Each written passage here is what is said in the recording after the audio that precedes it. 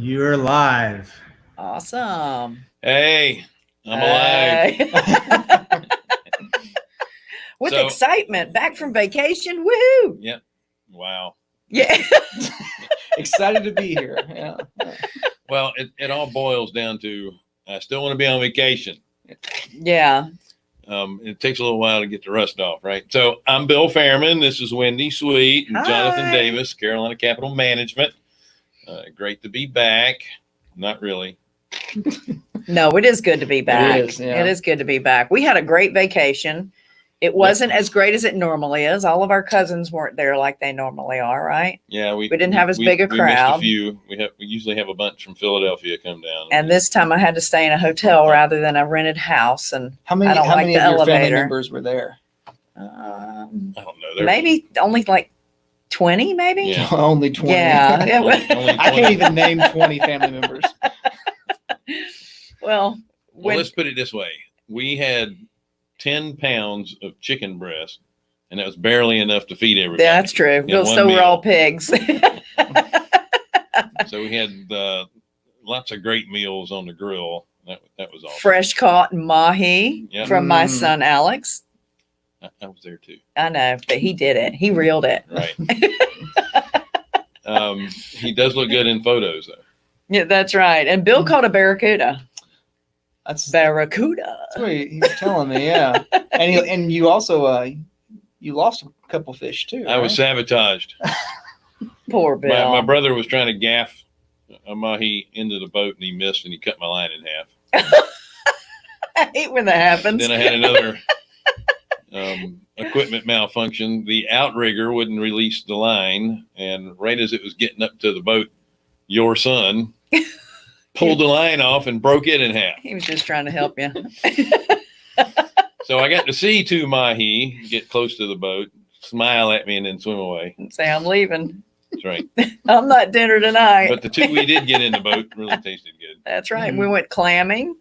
Got some clams. Well, actually, we didn't. We watched the and one scallop. younger kids do One. it for us while we sat and drank beer on chairs in the water. That's the way to clam. That's right. They brought back like 14 dozen golf balls because where we do the clamming is right off of the 10th tee at this local country club there, and it's over the water. That's So right. We're able to grab all the golf balls in there while you're trying to find clams. So that's a plus. Yeah. That's yeah. So But anyway, we're with Carolina Hard Money, Carolina by Capital the way- Management. We're really glad to have you. Yeah. don't forget to subscribe, Like. share, like, all that stuff. Our website is carolinahardmoney.com. If you're a borrower interested in borrowing money, then click on the borrower tab. If you're an investor looking for passive returns, click on the investor tab, right? That's Yeah, right. you got And it. you know, there's so much bad news. Oh my gosh. If it's not fake, it's bad. By the way, if you have any questions, we have a chat thing here. Yeah. We can talk about that. But Yeah, we're not here. Yeah. We're not here. Let me get to what I want to say. there's so many bad things going on, or, gosh, it's just crazy. The world's crazy right now. So we wanted to do a show on all the good news that's going on, right? Yeah, Yeah. so we have a half a page. Actually, it's 2 pages. Look, I was able to come up with 2 pages, well, a page and a half of good news that we'd like to share, other than the gospel of Jesus Christ, which is the best good news out there. But we're going to talk about what's going on in the economy Mhm. and with the mortgages and just things that are going on. The first thing I pulled up this morning was the jobs. Our jobs for unemployment and employment. The economy gained 2.5 million jobs in May, which is really, really good. The May unemployment rate dropped to 13.3% from 14.7%, which I think is pretty awesome. Mhm. And in June, it's dropped again. So I'm really, really thrilled about that. Yeah, I mean, there's certain sectors of the economy that are just going to struggle. And fortunately, a lot of these people are going back to work. The jobless claims, and I think they usually come out, was it Thursday when they came out? I don't know. But it was today. 1.31 million of Yeah, it's where it New felt claims. New New claims. Yeah. claims. Yeah. So each month or week, whenever they do them, they keep dropping. So Yeah. that's good. Yeah. I'm But- really thrilled but the about total, and I'm trying not to get in bad news, but the total since that. it He is a started Debbie Downer. is 49 million people are out of work for at least a short period of time. Yeah. Mhm. That's But tough. it's going down constantly. Things are Yeah. opening back up, and even with the more cases, I don't know. I'm not a scientist. I only pretend to be one But at my he desk. plays one. He plays one on TV. Yeah, I only pretend to be one at my desk. Just so you know, our millennial here was amazed that I could adjust the thermostat with my phone. By the way, it's a Sorry. little warm. I in am here. not as text. I mean, I'm pretty good with computers, but I'm just like, I don't know. I feel weird about letting my phone control the temperature of my house. Just always like, I don't know. It's just, You never know what's going to happen. Right? Skynet. I've seen too many Terminator movies. So you were saying you weren't a science. Oh, it's scientists. Yeah. I have to But remind you too. it seems like there could be a lag in in increased critical or serious condition, but it's still falling. Yeah. Now the cases are increasing for sure. Yeah. But the critical or severe cases are still falling, Yeah. which is good, and I hope that continues. And if it does continue, then I think we're on a really good course. I agree. And I think people are starting to see that, like, just speaking good news here. I mean, in the last 4 days, the influx of applications after the 4th of July Crazy good. has been insane. Yeah. I mean, we're seeing double digit applications every day. Yeah. Just multiple applications, Yeah. which is phenomenal. Which that tells me a couple of things. It tells people are finding deals, which is Mhm, good mhm. because inventory's down, Right. and people are wanting to do deals, which is a bigger Right, piece of that. right. So people, And they're qualified. And That's they- what's really good. Yeah. Not a lot of tire And- kickers. and they have, they're actually serious, experienced borrowers. Yeah, yeah. Mhm. I'm really thrilled about that. I think too, we need to understand that things are just going to be different. It's Yeah. it's a different world. Everybody says I can't wait till we get back to normal. I'm not sure that we're really going to get back to what we thought was normal. I think it's going to be different. Well, normal is a everyday shifting event that's right. Whether we notice it or not, normal changes day to day. It's just This normal changed a lot. This normal changed a lot, much more quickly. That's and, right. yeah. That's right. I mean, you think about office space. Who needs all the office space that we had before? Because now we've realized that a lot of people can work from home. Some Yeah. people aren't made to work from home. They don't have the self-discipline to do the things that they need to do. But, Mhm. we realize that there's a lot of things that everyone in our office can do from home, which also kind of helps the thought of doing VAs, using VAs, virtual assistants, people on a consulting basis Yeah. that can work with you that don't have to be in your office, which makes our costs go down, right? Certainly Because helps. we certainly have a lower overhead when we do something like that. So it's just And a completely we just different recently normal. did a show on that. So You're right. go back into our archives, and if you didn't see it, and check it out. Mhm. We had someone that actually ran a VA business, the then we had, LaChances. we Mhm. had Bob and two Beth other LaChance. real estate investors who use VAs in Mhm. their business, and kind of gave an indication on how they utilize them in their business. Let's talk about the change. So we're seeing The change. I've been several- through it. no, I am 59. let's talk about the change. Oh, not that in, thought. Come on, that and was funny. I Where don't people, care if you I was laughing. Can you tell? I was laughing internally. Yeah. So, The change. people are moving away from the bigger cities. Number Mhm. one, Mm-hmm. they can work from home, but it's hard for them to work at home in an apartment.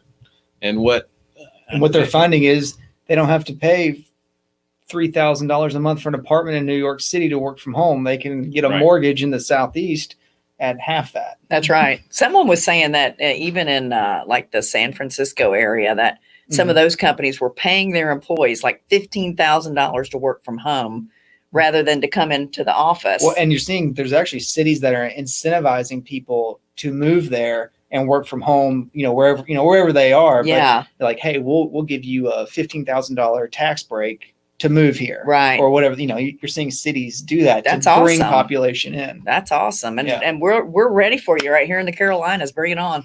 Southeast rocks. Now this is my prediction, so we'll see how it So works out. everybody listen closely. So we have a lot of A-class apartment complexes Mhm. all over the country. Mhm. And what typically happens with developers of A-class multifamily is that they start building and then they build until saturation. And Beyond then saturation usually, but yeah. That's true. And now, Yeah. part of the reason is it takes them a long time to develop and execute the project in the first place. So it's like a cruise ship. It's hard to turn that thing quick. Right. So they have to finish these things up. And, I'm old, so I've seen these cycles. It happens all the time. They build and then they get oversaturated, and then rents start going down, and then they stop. Mhm. And then they wait until there's a shortage again. Right.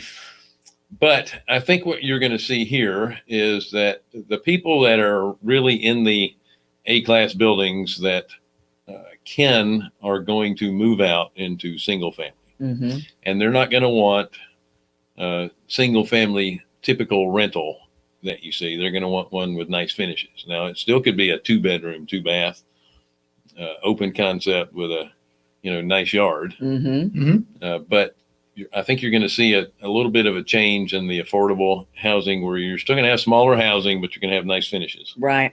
To keep up with the folks that are now moving out of those A-class apartment buildings. Your rents in those Class A properties are going to start coming down. We're already seeing that in the Charlotte market. Yeah. They just put out an article that it's dropped But in a couple $100 actually. But in your C and B class buildings, They remain the same or going up. Either going to stay the same or go up, because there's going to be higher demand for those, as the people that were in the single family where rents are going to go up are going to be pushed out. Mm. Yeah. At the same time, people that want to buy homes, and this is really where it helps us. Now, it helps us in the rental side too, because we do short-term fixed to rent loans as well as fix and flip loans. And spoiler alert, we're just about to open up a long-term rental product. Yeah, that'll we'll give That's you a little right. bit more detail. Yeah, on we're that. gonna get But interest rates are so low right now. How low are they? Well, new purchase applications were up 33% from this time last year. I mean, that's a lot. It is. Because last year we killed it. Right? Yeah. Oh yeah. And it's 33% higher now than it was last year. So the issue is inventory, trying to get the inventory. You're not going to be able to have builders build subdivisions quick enough. Right. So the inventory is going to have to come from existing homes. Right. So let's go back to the apartment thing you were talking about for just a minute. You were talking about the rents and how they're really staying strong.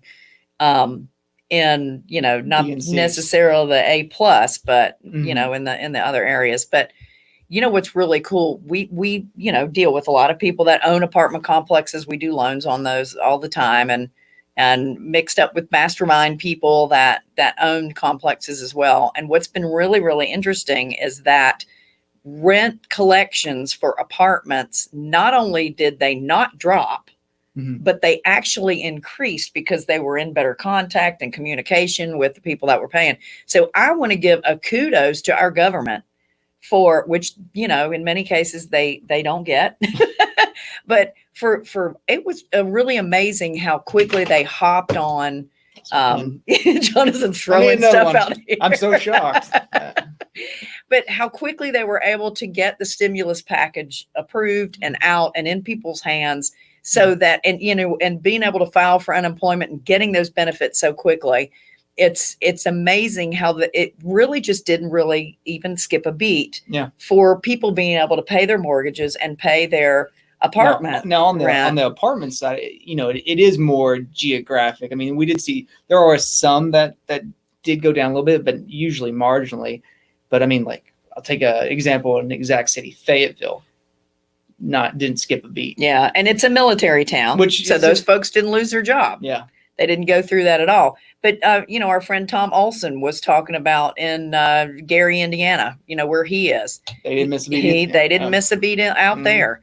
And I'm trying to think of who it was that we were talking that was out west, or I should say in the Midwest, St. Louis. They were talking about in St. Louis and just north of St. Louis, how they didn't miss a beat in collecting any rents that they had going on there. So, I think that says a lot for how quickly our government jumped on what needed to be done. That's it. So that's good news.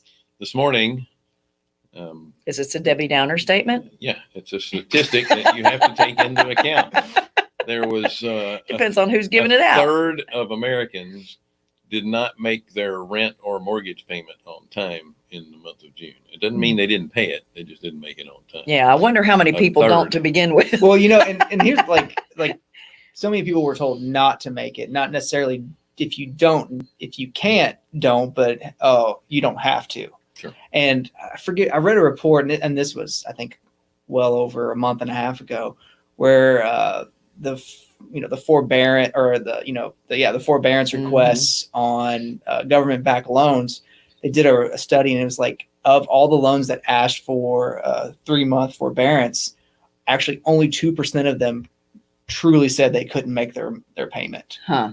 The other 98%, they could, they just didn't want to. And then they further didn't understand how the forbearance works. Once they figured out what they were going to have to pay, once they realized they were going to pay payment. 4 payments at one time, not just, we'll forgive 3 months. Right. Yeah. But that was interesting to me. It's like, most people didn't even need it. And it goes back to how quickly the government and everything else, people received money. Right. And us too. I mean, we furloughed some of our employees, and as soon as that PPP loan came in, we were able to get them right back to work really quickly. And I'm sure there were a lot of other people that kind of fell into that. By the way, that was Jimmy Vreeland.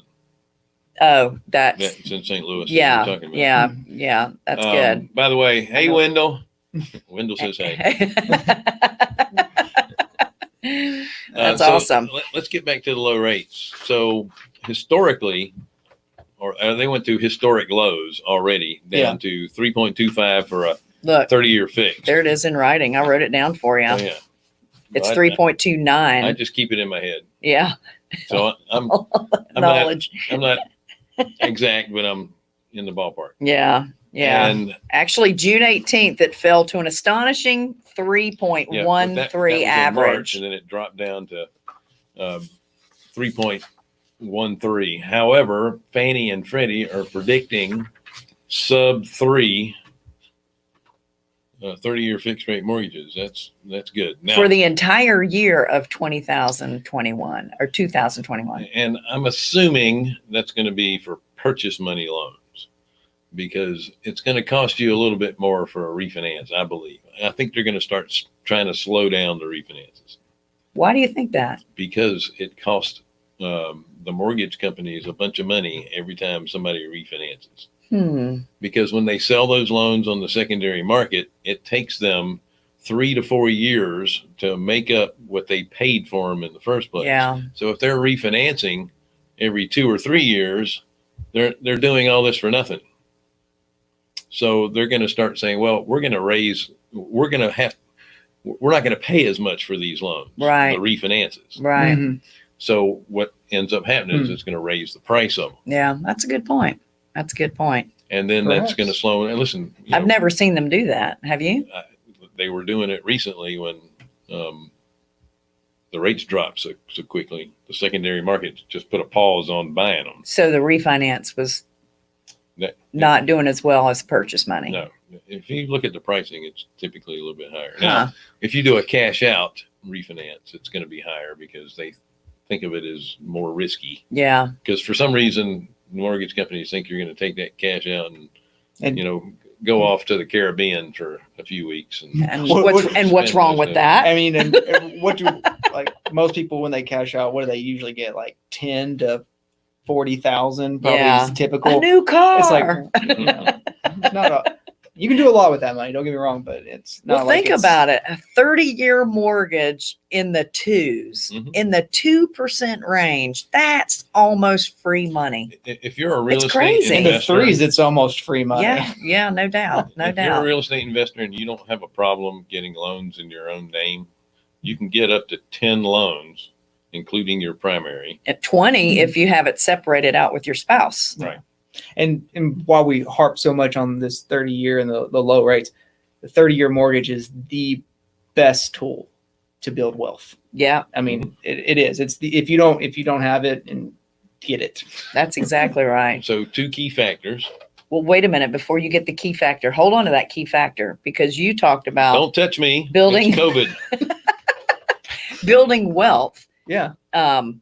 We're going to be talking about that tomorrow on the Sunrisers group that I facilitate. Yeah. And Shameless plug. yeah, but we're actually going to be talking about income versus wealth, talking about your numbers and how you really need to approach that. So Yeah. so Rich, stay in rich tune. in wealth. Wealth Yeah. is sustainable. Rich is not. That's right. That's right. I think the 2 main factors. Key. and You we said can- key. All right. Well, 2 key factors, and there are more, but these are the 2 that pop out to me. Is rents are always going to go up Mhm. over time, Yes. but your payment is staying the same. The only thing that's going up Taxes. is taxes Is your- and Insurance can go up. Yeah. You're always going to have maintenance, but here's the big thing: you're paying 10 years from now. You think inflation or the cost of goods have gone up, so you're paying today's dollars 30 years from now. Yeah. So that's amazing. Yeah. Yep. Plus you got the That is a depreciation. serious hedge against inflation. Oh yeah. Mhm. Oh yeah. Is paying in today's dollars obligations 10 years from now. Well, think about all those people who bought properties in California in the 60s and 70s. I mean, that's exact like 30 years, 40 years later, what they were paying mortgages on 1970 loan amounts, Right. On a property that had appreciated 6-7 fold. Yeah. Substantially. But that doesn't even take into account the appreciation factor. Yeah. I'm just Yeah. talking about the cost of money. Yeah, The dollar buys you much less 10 years from now than it will today. So true. you're still paying it with today's money, which Yep. means every year it's like I'm paying less of a payment, Right. right? That's exactly That's right. not how it feels, but yeah. It doesn't look that way on paper. That's exactly right. And you know what amazes me is through all this COVID stuff that we've been going through is the people that have backed off in the lending world making loans are the long-term rental properties. Mhm. And it's ridiculous because to me, that's the safest loan out there. But the guy, with all the money that's buying these, Mr. Wall Street, or Mr. Hedge Fund that's buying all of these, for some reason doesn't get that. And it boggles my mind to try to understand why they don't see that that's a stronger bet than a fix and flip loan. Bill. Okay, go Bill. Wall Street is all about the next quarter. They have to show Good point. numbers for the next quarter. Mhm. That's why most major corporations, and I'll give Home Depot a pat on the back here, they're always looking towards the future. They don't care about next quarter's numbers. They're looking 10 years down the road. But most corporations are based on next quarter's numbers and Mm. how their stock is going to perform next quarter. They don't look What their long-term. incentives look Insurance like, yeah. companies look long term. Yeah. But hedge funds aren't looking long term. They have investors that are going to pull money out if they don't hit a certain number. Right, Mhm. And so that's why they do that. right. However, Buffett's not that way. He looks long term. Yeah. Mr. Diversification. He's in all kind of housing too. Mhm. You know, Berkshire Yeah, Hathaway that's just- real estate. He owns a couple of mobile home things. He likes mobile homes. He finances mobile homes. He's a smart guy. He's not buying. He's done real good. He's not buying airline stocks. So Uh, Wendell asked a couple questions. He says, yes. Wendell says, do you know if the USDA loan, there you go, loan requires the owner to remain in the home for the length of the term? I'm pretty sure it's been a long time since I've been a conventional lender, but I'm pretty sure it's 1 year. But I'm not sure. That's a great question. And can you rent it out? Well, yeah, you can rent it out after the year is up. So go ahead, Bill. I wouldn't call them to refinance it if it's being rented out, though. Yeah. Yeah, I mean, the intent of a USD loan is really for the owner occupied person. That's a great question for Brian Maddox. So Yeah. and you know Brian. Yeah. So I'd ask him that question next time. I might text him while I we're know on. there is. I don't think there's a subsidy in there, but there are some restrictions, and it may be you have to stay in it for 10 years to get that 100% financing with USDA. But that's something that Wendy's going to ask Brian now. So we'll see if he answers before the show's out. Yeah. But since he's in the mortgage business, the conventional mortgage business, he probably won't answer until next week. I don't know. He's pretty quick. He's a little busy right now. Yeah. Yeah. They all are. And would you say the refinances were up by? Oh, they're like 110%. 110%. Wow. But at some point, everyone's going to be refinanced. Yeah. So that will slow down. Yeah. So if you're in the mortgage business, by the way, and you're a loan originator, don't forget about your real estate professionals and concentrate on all these refis, because they do go away. It's your purchase money loans that sustain you over time. Yeah. Right. That's right. And leave our employees alone. We like ours. Everybody's trying to steal everybody else's employees now, Hey, aren't they? you know, that's the time for it. You know, Yeah. It's boom and bust in the mortgage Yeah. business. Yeah. Everyone's, with that increase that you talk about 110% on refinances, I'm sure every conventional mortgage originator is trying to hire every processor underwriter they can. Keep in mind, my job is Debbie Downer. So let's talk about the obvious rental portfolio issue, and that's certain states and municipalities. Mm-hmm. So if you want to buy rentals, don't buy them in Portland, Oregon, Seattle, Washington. Because they're crazy, New York I tell City. you. Yeah. Chicago. Chicago's not as bad, but definitely not LA. They are not landlord friendly in those areas. Yeah. And they've got some really Funky crazy stuff. rules. Yeah. And it's a shame. It really is, because they think they're helping their constituents. But frankly, as far as I'm concerned, they're just trying to get votes. That's all. All they're trying to do is stay Why in would a power. politician do that? The problem is they're going to exacerbate the Big the word. 5 issue points. of expensive housing and limited housing, because what's going to end up happening is going to drive all the investors out. They'll end up selling it to somebody that's going to live there, owner occupy the place, Mm-hmm. and then they're not going to have any rentals available if they keep doing this. No one in their right mind would go in there and be a landlord, because the rules are. California was actually debating whether to allow people to go ahead and automatically be re-upped for a year, not to pay their mortgage or their rent. A year. Yeah. What does that do to the people that own the properties? Not everybody who's a property owner is rich. Yeah, or owns them free and clear. They have debt on them that they still have to pay. Oh man, It is. It's crazy. So who's going to end? Then do they get to do a forbearance on their loans because they're not getting paid? And then who in the end is going to end up paying for all of that? That's our children and their that's children. cray. Yeah, that's for sure. So there are plenty of rental friendly states out there. North and South Carolina is one of them. Yeah. Yeehaw. Georgia's The one. Southeast, for the most part, Yeah. is in pretty good shape. Yeah. We're fairly normal. The Midwest, Texas, actually Nevada and Arizona, pretty good too. Yeah. Yeah, there's just a little more A little heavy. pricey. Yeah, just for the lender laws, they're just a little more strict. Utah's not a bad place, but the population centers are kind of scattered there. Yeah. Just a tad, just a tad. So there was another article that kind of popped out in my mind. And here's a quote I got from a guy by the name of Mark Lassery. He's a hedge fund manager and billionaire.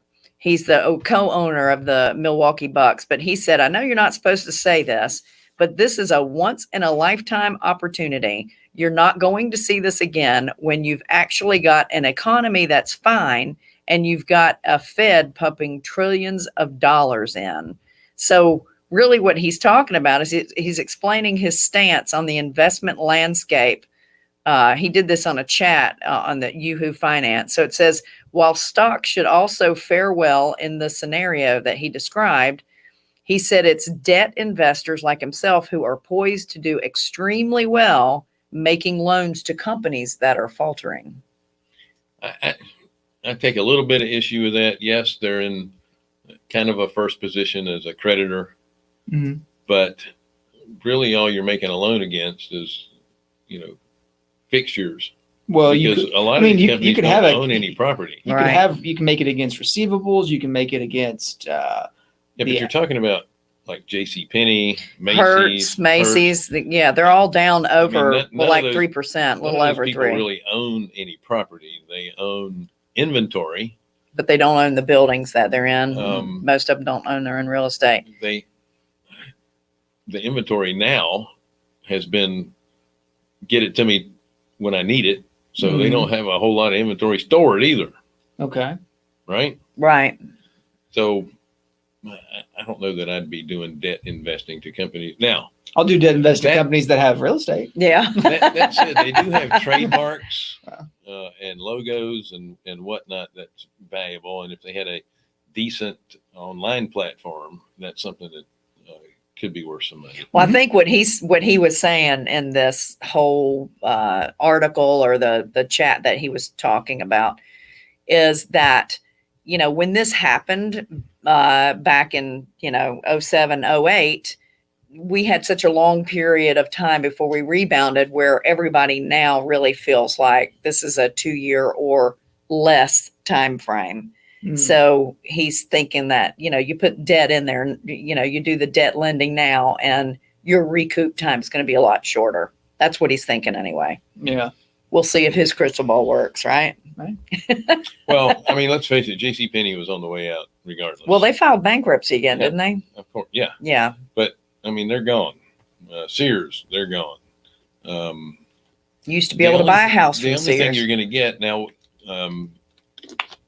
Lowe's did a good job of buying the Craftsman tool name and business, and they're selling them at Lowe's. So, I mean, that's what I mean. You buy kind of the intellectual properties of those brands, and then maybe you can host them on an online platform where you don't need brick and mortar stuff. Yeah, that's a great point. Selling them with the names on them, and you're getting them pretty cheap. That's another thing that this whole COVID thing created for us is the online buying platforms. Look at people that are doing even virtual training with gyms and stuff. We've got a good friend here locally. Her name. You get virtual abs with that workout? Blow up suit. I've got some virtual abs. That'd be great. I look great in virtually. But Brandy Thomas, she's starting a virtual training session that I think is a great idea. Like she's doing this new thing called 45 days of sweat. Wait a minute. Sweat. Yeah. It's summer sweat, 45 days of summer sweat. And for $1 a day, you get, Getting a training. sweat. Yeah, and all different levels and stuff. So Was it just go outside and sit? Yeah, Down yeah, here. we can do that. But the point is that everybody who ever wanted to do and some sort of a virtual at home business now has the opportunity to do so, and Mhm. people have an open mind to be more than willing to do it now. Yeah. They're forced. What about schools? All these kids, like here in South Carolina, they're offering you the opportunity to have totally virtual school next year, Mhm. or do what they're calling AB days, where you'll go Yeah. 2 days a week and then the other 3 days you'll be at home. What about all the working parents? That's an issue. And How's it going to affect the child care? Well, the childcare, but I mean, the most impacted non-medical population is working mothers. Right. I mean, because now you have to choose between, do I work? Do I take care of my kids and help them through school? Right. And then, typically just, economically speaking, if it is a dual income family, odds are the husband makes more than the wife, which is another social issue we'll get into later. But so just an economic decision, Yeah. the wife has to stay home, and then Yeah. it's putting women further behind the curve. Yeah. Which is, again, a whole nother issue. But Start an issue. I'm going to protest it. yeah. Yeah. Well, that just shows that we have issues in everything that we do. Yeah. Well, and I was thinking about this, switching gears here. Do you all know the first move that Warren Buffett made in this COVID-19 pandemic? What's that? So he hasn't bought anything or done anything until just recently. And he purchased, or his company purchased, Dominion Natural Gas, all their assets, like all the Dominion Natural Gas stuff. Wow. Which is interesting. So, it got me thinking, like, there's probably a lot of opportunity in resources like that, but then also like recycling. Think about all the online purchases that are being made. They're all being shipped with plastic, cardboard, all these things. Recycling might be, another big thing to look into. Yeah, our sister's in the glass business, and all the lucite that they're using to make all the partitions, they're just busting out through the seams and getting that So online. when would be the best time to buy an energy company? When you have no energy? Really low. Yeah. Exactly. And he bought it for, I think it was just under or right around $10 billion. Wow, that's chump change. yeah, that's stuff he scrapes up under the couch. That's right, his loose change. Man, I need to just get close to him and get his loose change. I know. Oh, Can I come check the couch for him? yeah. Can I clean your couch? That's great. Yeah. All right, so I still want to leave you guys on a happy note. Well, we were happy You? about that. Yeah. Are you the Even man though- for the job? Yeah, we don't elect Debbie Well, Downer to leave everybody with a happy If note. I'm doing something happy, then it must be good. That's right. Or So- fake? Fake news right here at Carolina So with Capital all the Ranch. changes in brick and mortar for commercial properties, hospitality properties, that's bad news right now. Mhm. There's a serious restructuring going on right now. But if you stay in single family, affordable housing, Yes. you stay in your C plus to B plus multifamily housing, Mm-hmm. self-storage as well. Mm-hmm. You, Yep. you really can't go wrong in those sectors. And then you're going to have a better opportunity to buy scratch and dent notes. Mm. Probably within the next 6 months, there's going to be a larger inventory. That's a that great available. point, Bill. That's a great point. I do make them Yeah, occasionally. that's two. That plus my 5-point word. Yeah, Gets you're me doing really nothing. good today. 7 points. So those are really where I would be looking. If you have property that is free and clear or close to being free and clear, and you think you have capped out on your appreciation, Mhm. now might not be a bad time to sell and have that cash available to take advantage of those distress notes Right. and other things that may be coming Right. down the pike. Or could they refinance it? Well, I mean, you could, But if it's depreciated out, it's not going to be as advantageous. but the cash out that you get tax free. Yeah, that's true. So Yeah, if you can refinance, it Yeah. depends. It depends on the value of the properties. Mhm. Typically if the if the appraised value is under $100,000, you need to sell it Yeah. because nobody wants to refinance them. That's right. That is tough. That's something that people really need to know, that even the companies that are coming out now with the longer term mortgages for They're all refinances. Based out of New York, California. Yeah. So And they think that $125,000 rental's a piece of junk. That's a crack house. And But they're, yeah. But that's not around here. Well, see, that's the benefit of dealing with a local lender with Right. feet on the ground. Right. We understand that. That's As a matter of right. fact, we're getting ready to do one in eastern Tennessee. That's in no, it's more. Yeah, it's sort of eastern. Anyway, it's in an area that is close to a major city, but because the national lender says, "Oh, that's rural, we're not doing it." Yeah. We're able to do that because we know better. Yeah. It's a bedroom community. It's not rural. Yeah. But they're not going to see that kind of thing. Sohail asked, Bill, how do you know if a property is maxed out as far as it being appreciated? Well, that's a good question. For your CPA.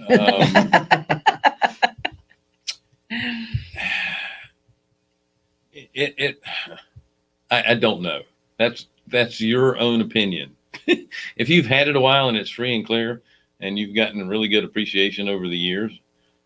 Maybe it's in an area that's not going to have any more upgrades or building or new construction around it, or it might be in a location where maybe it's down the street from where all the big box stores are being built and there's new neighborhoods over there. You can tell that it's kind of in a pocket. Just a little bit. Odds are if the house is under probably $100,000, it's appreciated out. As much as it, it's not gonna, as much as it will. It's not going to go up. So Hill, as you know, everything in real estate is cyclical. Location driven. Cyclical. So if you look at That's an appraisal, another good word. Cyclical. Yeah, I'll give you 4 points for that. If you look at an appraisal, it will show whether the neighborhood is on the increase, on the decrease, or is what do they call it? I don't want to say stationary, but it's stationary. Whatever. So I mean, they just base that you know basically off of transactions that are happening. Yeah. I don't have the appraisal in front of me, but all neighborhoods run in a cycle. They're either on the upswing, they're flat, or they're on the downswing. So even if you have something that's peaked, eventually it'll peak again. Yeah, that's true. How long do you have to wait for that to happen? Yeah. So it's all kind of it's guesswork. But if you've gotten good appreciation in it, you don't owe anything on it. It might be time to pull some money off the table and see. Yeah. And it could just be a rental house that you're making a killing off of. No.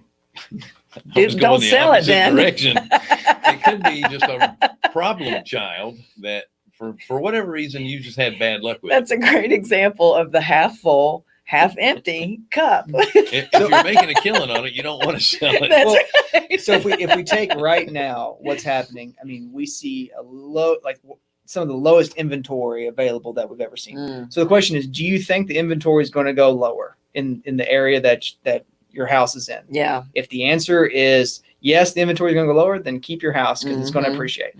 If the answer is no, maybe it's time to I mean, that's just kind of like simply what it boils down to. Yeah. Try to make things as simple as possible. Yeah.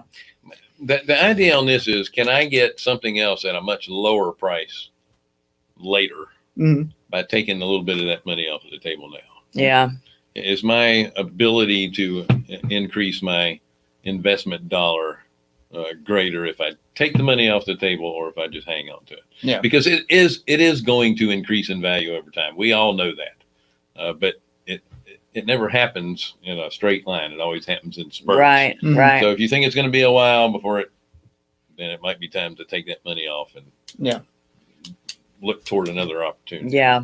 Right. Yeah. There's a lot of factors to it. You're right. And, that's the other thing too, is looking for another opportunity. People are afraid that the opportunities are not going to come along.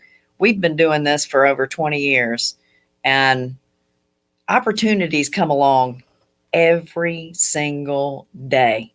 Never force a deal, never speed a deal through because you're afraid you're not going to get another opportunity. good deals come along every day, and they have for the past 20 years we've been doing this. And right? even before that, even before we were doing it, Yeah, and probably before we got involved. much longer after us too, I'm sure. Yeah. So don't feel forced or pressured or, like in a time frame. It is what it is, and either the numbers are going to work or they don't. Yeah. Right? I mean, yeah. It's just that's really what it boils down to. Do the numbers work for you right now? Right. Like they can, and just how I run things. If I'm doing a rental, if it doesn't cash flow at 10% interest rate, which you can obviously refinance into much less than that. Right. If it doesn't cash flow at that, for me, it's not a good deal. Right. Right. That's just me. Now other people are doing it much thinner margins, and that's fine. But, right. It's got to make sense for you. Right.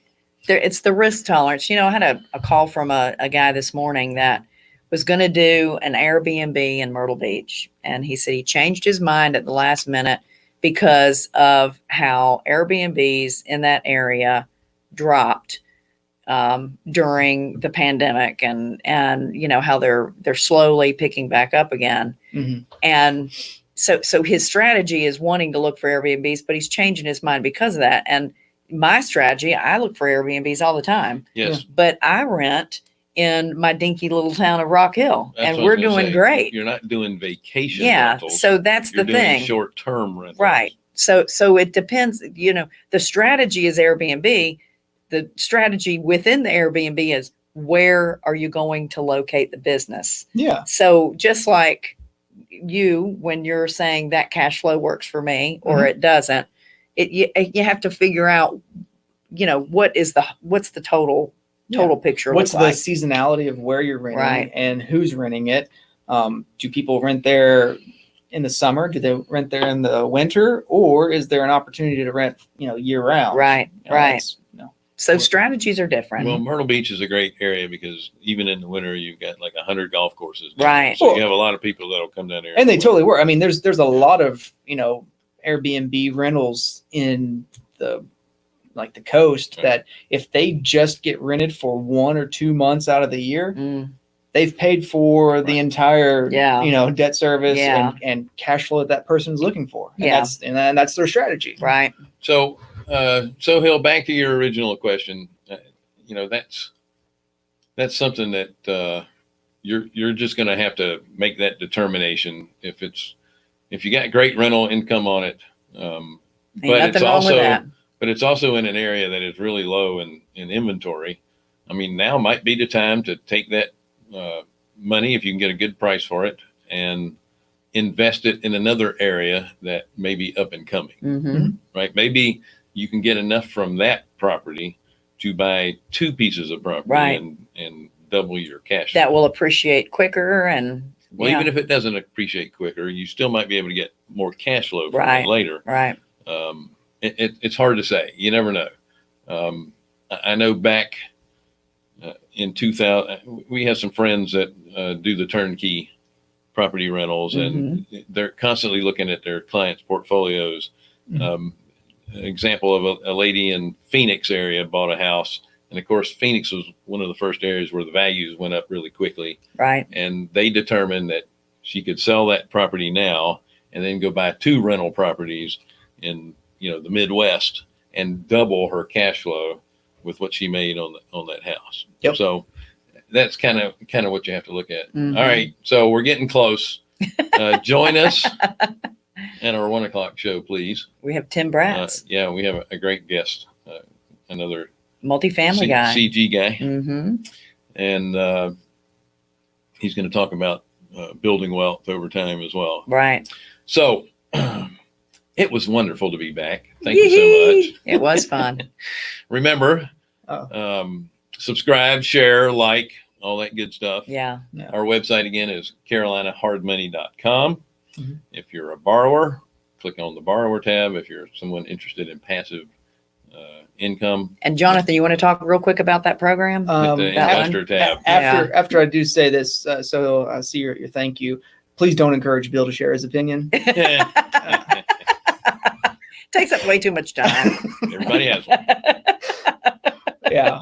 So we are getting ready to roll out in the next couple of weeks a rental program, a 30-year fully amortizing rental program. Rates will start in the mid sixes, and it'll only get better hopefully as Yes. everything improves. But and we're looking at LTVs up to 75%. So Tell all your friends. And once that rolls out, everyone who is part of our network, we will send a blast out to Right. everybody. It'll be on our website. We will we'll make sure everyone is aware, and we're excited for the future. Yeah. Thanks And again. We're excited about being a part of you all building your wealth. Mm-hmm. That's right. all right. It was a pleasure. See you again next week. Bye, y'all. Oh, and in an hour.